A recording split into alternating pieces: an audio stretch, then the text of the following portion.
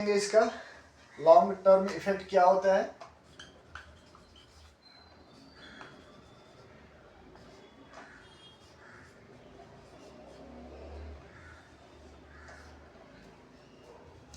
Long term effect and complication.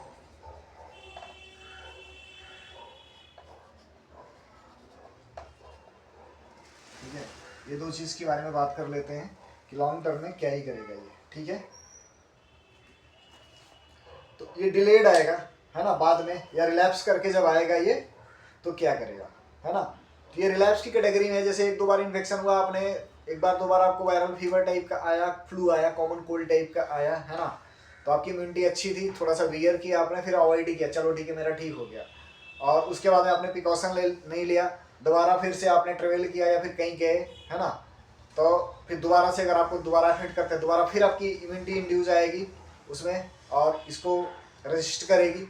लेकिन फिर बाद में जब आपकी इम्यूनिटी वीक हो जाएगी, दोबारा से फिर ये आएगा आपकी बॉडी पर अटैक करेगा, तो फिर इतनी इम्यूनिटी नहीं बची रहेगी कि ये दोबारा से आपको रेजिस्ट कर पाए, फिर ये कॉज करेगा। तो इसको रिलैप्सिंग या डिलेड मोड कहते हैं। और इस मोड में आएगा तो आपको डायरेक्ट आपके ब्रेन को हिट करेगा। ठीक है, फिर हिट करेगा तो क्या करेगा, एंसेफेलाइटिस कर देगा फिर आपको। ठीक है, एंसेफेलाइटिस का मतलब अभी बताया आपको, ब्रेन में स्वेलिंग, ब्रेन में स्वेलिंग आएगी तो वही इंसेफेलाइटिस का सारा ही कॉज जो आपको हमने बताया क्या होएगा, है ना, कंफ्यूजन होएगा, ड्राउजीनेस होएगा, उसके बाद में सीजर आएगा, आफ्टर दैट आपको कोमा में ले जाएगा ये। ठीक है, फिर इतना आसान नहीं होगा कि दोबारा से इसको रिकवर करना या फिर इसको ट्रीट करना मुश्किल होगा, क्योंकि मोर्टेलिटी भी इसकी बहुत अच्छी है। ठीक है, मोर्टेलिटी रेट भी बहुत अच्छी खासी है। जब मोर्टेलिटी इतनी ज़्यादा है तो मोर्टेलिटी आप समझ लो कितना रहेगी। तो इसके लिए अगर रिलैप्सिंग मोड में ना जाए तो बेहतर है। आप अपने आप को प्रिकॉशन मोड में, हम प्रिकॉशन बता रहे हैं अभी आपको थोड़ी देर में कि प्रिकॉशन इसका क्या होता है, कैसे हम इससे बचेंगे। ठीक है, तो डिलेड में आप जाओगे जब तो क्या करेगा, एंसेफेलाइटिस कॉज करेगा।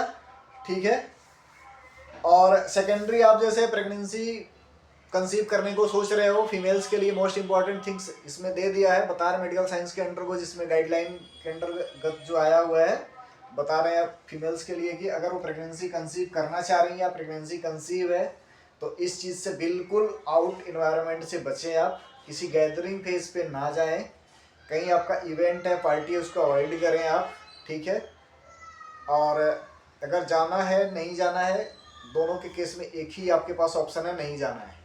ठीक है, क्योंकि इसमें प्रेगनेंसी में एक ही कॉज करेगा, ये मिस कैरेज करेगा डायरेक्ट, और इसका कोई अल्टरनेट ऑप्शन नहीं है कि आप इससे बच पाओगे।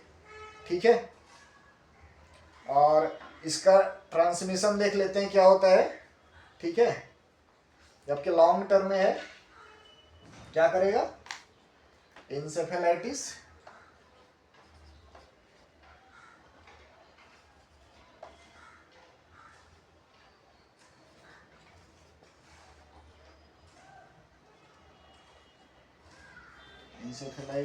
और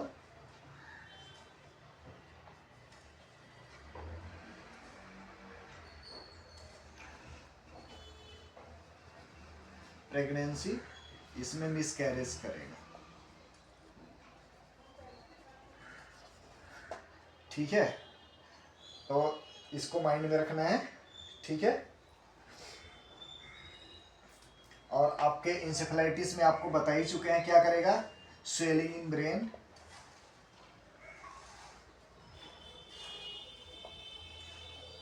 ब्रेन में स्वेलिंग करेगा।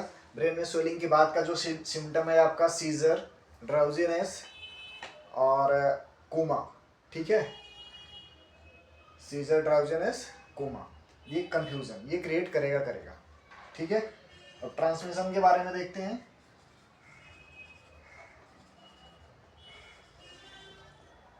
ट्रांसमिशन इसका देख लेते हैं।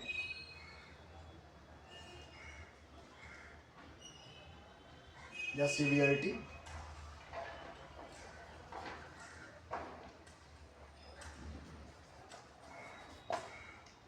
ट्रांसमिशन सीवियरिटी में इसके देख लेते हैं क्या होता है। ठीक है,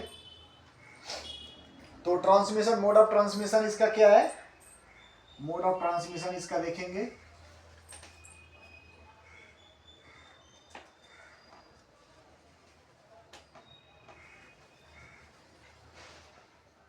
मोड ऑफ ट्रांसमिशन में बैट है। बैट का मतलब आप जानते हो, चमगादड़ कहते हैं इसको। बैट का मतलब क्या होता है? चमगादड़। ठीक है, कितने लोगों ने देखा होगा, कितने लोगों ने देखा भी नहीं होगा। तो आज हमारी गुजारिश है आप लोगों से कि चमगादड़ कहीं मिले तो जरूर देखिएगा, किसी से पूछ के देखिए चमगादड़ किस चिड़िया का नाम है। ठीक है, ये आपको पढ़ाएंगे हम आपको चमगादड़। ठीक है, जब हम जूलॉजी में फाइलम बताएंगे तो आपको हम चमगादड़ के बारे में बहुत अच्छे से बताएंगे कि चमगादड़ किसका नाम है, और उसको रूबरू भी कराएंगे। लेकिन अगर आप सब देख सकते हो कहीं तो चमगादड़ को जरूर देखिए, क्योंकि इसका इम्पोर्टेंस आपकी लाइफ में क्या है ये बता देगा। ठीक है, तो पिछली बार जब हम कोविड में देख रहे थे, वो भी बैट बॉर्न था। ठीक है, ये आपका नीपा वायरस जो भी है, ये भी आपका क्या है? बैट बॉर्न है, चमगादड़ से आया हुआ है। ठीक है, तो इसका इम्पोर्टेंस हमारी लाइफ में है और इसको समझिए। ठीक है, ये कितना यूजफुल है, कितना हार्मफुल है, इस चीज़ को जानना बहुत ही ज़रूरी है आपको। तो आप एक बार चमगादड़ को ज़रूर पहचान लेना कि यही वो चमगादड़ है जो कोविड लेके आया था, जो निपा वायरस लेके आ चुका है कई पिछले सालों में, फिर अब के समय में इतना अफेक्ट कर रहा है हमको। ठीक है, ठीक है, तो ये बैट बॉर्न है। तो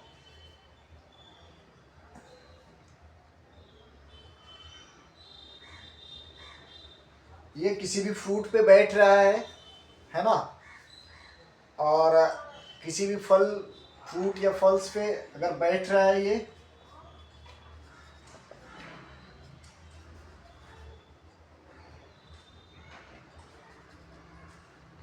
ठीक है, तो उसको नहीं खाना है। ठीक है, और एरोसोल बोलते हैं, एरोसोल ड्रॉपलेट। ठीक है, जहाँ से गुजरता है, जहाँ इनकी जनसंख्या ज़्यादा है, जहाँ ये जिस हैबिटेट में ये रहते हैं, जो इनके फेवरेबल कंडीशन होता है, इन्वायरमेंट जहाँ ये रहते हैं, उस एरिया पे आप बिल्कुल ना जाएं, या फिर उस एरिया में जो भी फ्रूट फल वेजिटेबल्स जो भी है उसको ना खाएं आप। ठीक है, उस इन्वायरमेंट से आप बचें। ठीक है, थोड़ा सा आपको और बताते हैं आगे।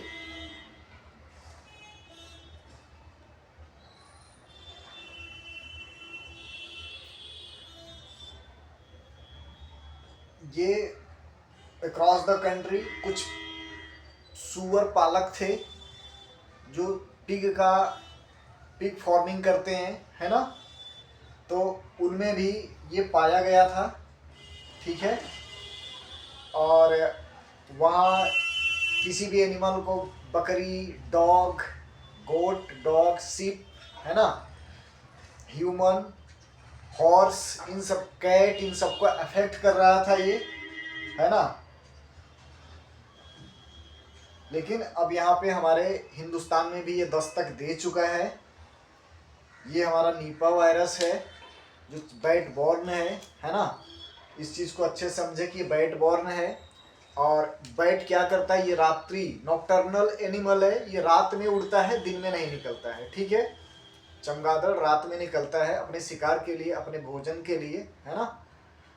और ये मांसाहारी जीव होता है।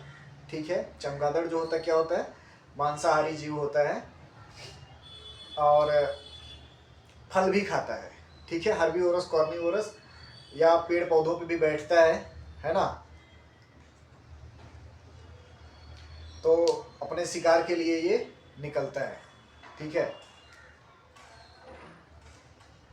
तो आप इसको ध्यान में रखिए कि हमारा बैट जो है, चमगादड़, ये बैट बॉर्न निपा वायरस को लाया है, जो चमगादड़ से निपा वायरस जो आया हुआ है ना, ठीक है। और इससे हम बचेंगे कैसे, इससे बचने के लिए हम बताते हैं, जो हम मेजॉरिटी में आप कर सकते हो, है ना।